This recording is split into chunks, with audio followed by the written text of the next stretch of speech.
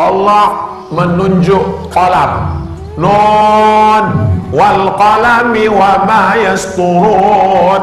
Hai qalam, tutup. Qalam pun menulis di Lauhil Mahfuz, dituliskanlah namamu dan nama calonmu. Sebelum Allah menciptakan langit dan bumi, innallaha katabal maqadir. Hadis riwayat Muslim. Allah sudah menuliskan takdir 50 alfasana, 50.000 tahun qabla an yakhluqas samawati wal ard, sebelum Allah menuliskan langit dan bumi. Tapi Allah rahasiakan takdir itu, maka kita terus bersemangat untuk bekerja dan mencari. Kalau dapat alhamdulillah, kalau tak dapat berserah kepada Allah. Yang penting sudah ada ikhtiar. Itulah ahlus sunnah wal jamaah. Adapun kelompok ahli bid'ah, nama kelompoknya Jabariyah. Jabariyah tidak mau berusaha, dia pangku tangan saja. Ente tidak mencari jodoh, sudah tertulis di langit. Dapat alhamdulillah, tak dapat tak apa-apa. Oh, tak bisa begitu, harus ada usaha. Wa huzzi ilaiki bi jiz'in nakhlati. Pohon kurma sudah matang. Kurma sudah matang, jangan tunggu dia jatuh. Goncangkan pundakmu ke batang kurma. Maryam sedang mengandung, melahirkan anak. Anaknya lemah, namanya Isa, dan dia dalam keadaan lemah. Apa kata Allah? Goncangkan pundakmu ke batang korma supaya gugur dia dari atas. Maka jodoh sudah ditetapkan Allah, rezeki ditetapkan Allah, air minum saya pagi ini sudah ditetapkan Allah. Ini untuk saya. Saya tengok dulu air teh apa air putih. Ini ditetapkan Allah untuk saya. Ini sudah ditetapkan untuk saya, tapi saya tak ada usaha, menganga saja. Mau dia masuk ke mulut? Tidak. Makanya Asy'ari Ahlussunnah wal Jamaah ada al-kasbu ikhtiar. Ulurkan tangan, buka tutupnya, sebut nama Allah, bismillah. Rasanya sulit diungkapkan dengan kata-kata.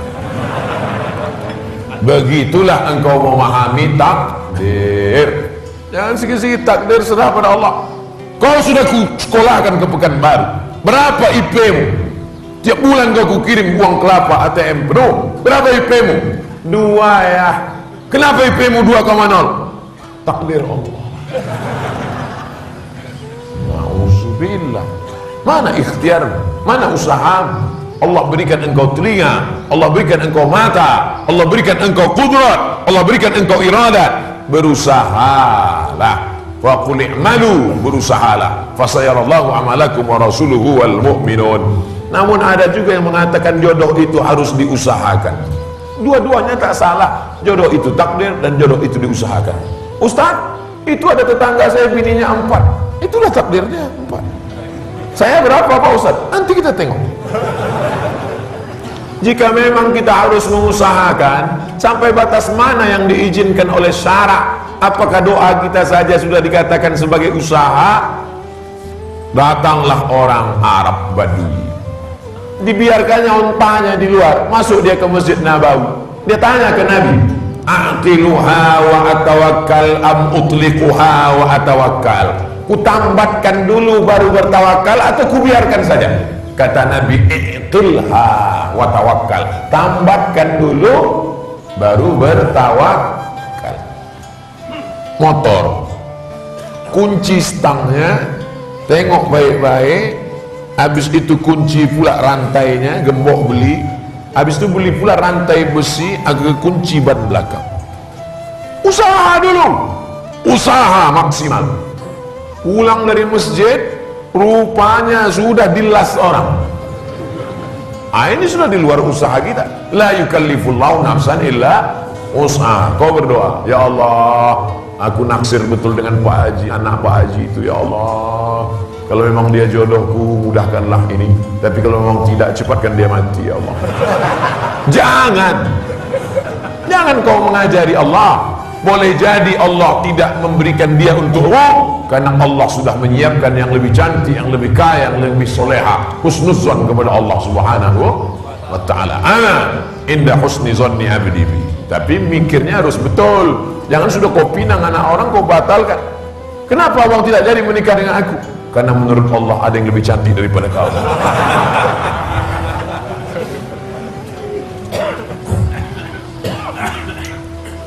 melainkan ingin minta nasihat dan tanggapan Ustaz. Tolong nasihatnya Ustaz khusus teruntuk orang tua yang punya anak gadis.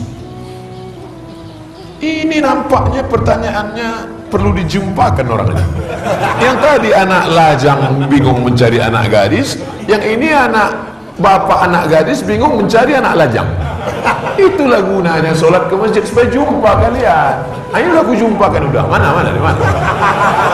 Kalau perlu kita akadkan pagi ini langsung nasihat pernikahan. Khususnya Pak Tua sudah ada siap. Syekh Idrus siap.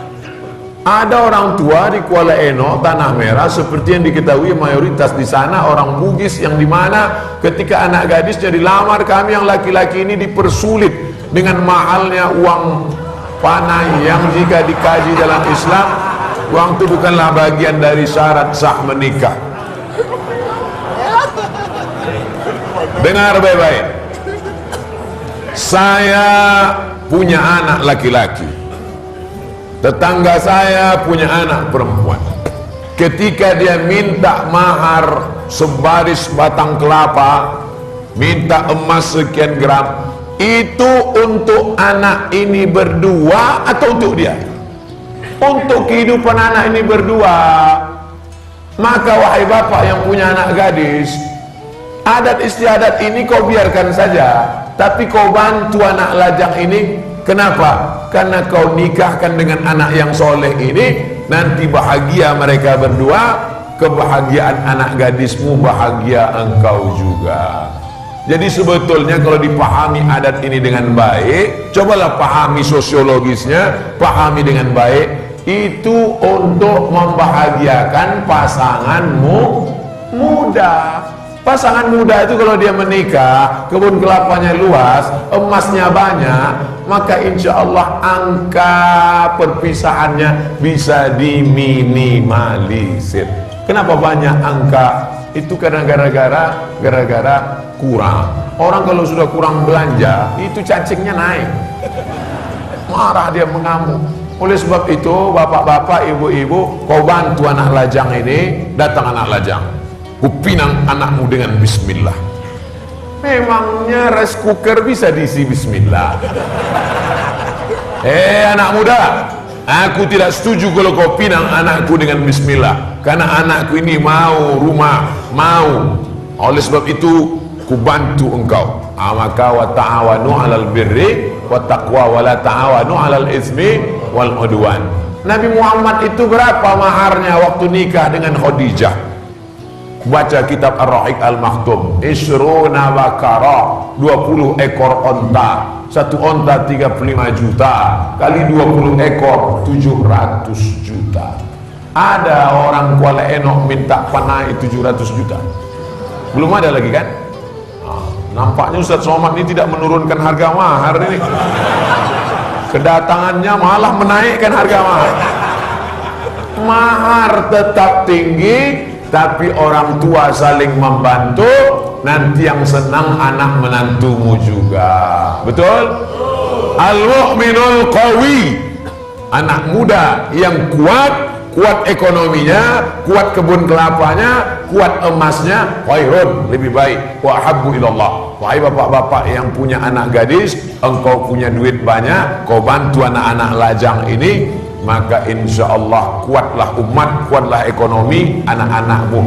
Insya Allah di Kuala Eno kalau ada orang bagi-bagi duit, mana laku. Kalau ada orang mau bagi-bagi baju kaos, tidak laku. Kenapa? Karena ekonominya mapan.